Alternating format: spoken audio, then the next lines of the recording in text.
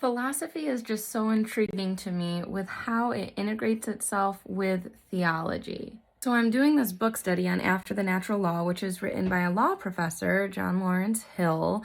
He teaches at Indiana University, and it's basically how, like comparing Aristotle with the Stoics.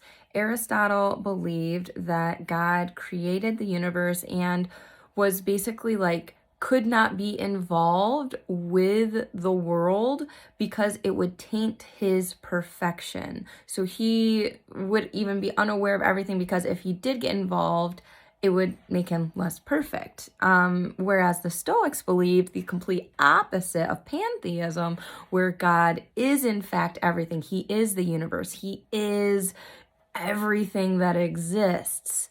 And so these two different philosophies are so interesting, especially when it begins to tie into the theological aspects of Christianity and atheism or agnosticism or Buddhism, Hinduism, whatever the religion may be, and the different aspects of the philosophy that is upheld within those theological beliefs. G.K. Chesterton said that philosophy tries to explain the world by giving us a pattern, while Christianity gives us a person. So in some of these ancient philosophies, there are aspects that do support the core Christian foundational fundamental aspects of, there is one true God, there is an order to the universe that, had the fall never occurred, this is what the world would look like, different things like that. But then there's also the side that looks at the world in only patterns. It is only materialistic. Everything is just formulated in happenstance, and there is no true rhyme or reason or ultimate end to anything. St. Thomas Aquinas is who we're getting into now, though, who developed the true natural law theory. And he said the natural law is nothing other than the light of understanding placed in us by God. Summa Theologia is St. Thomas Aquinas' most well-known work, right? And in it, he declared that theology can accept something from philosophical disciplines, not that it requires them out of necessity, but that it might make more manifest those things that are treated. So basically, theology can exist independent of philosophy, right?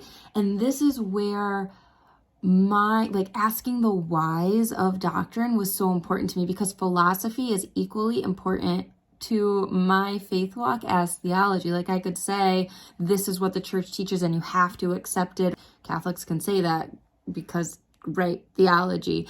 But let's look at the philosophy. Why does it teach that? What is the foundational piece that the church can accept, not out of necessity, but just out of a pure level of understanding? How can we merge these together so that we can use our minds that the Lord did in fact give us, the nous? How can we examine things deeper and push the limits and push our minds to a point that we have to examine things from a different perspective than maybe we understood them before?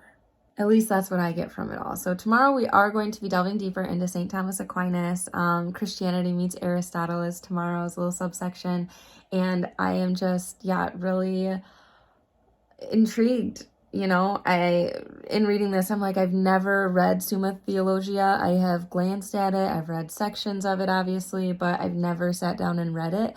And I just have a very deep inclination that it might be what I read after this book is done. So we'll see. We'll see how everything holds up. But yeah, looking forward to chatting with you guys about it. Hope you're enjoying this as much as I am. And I look forward to talking with you soon. All right, have a great night.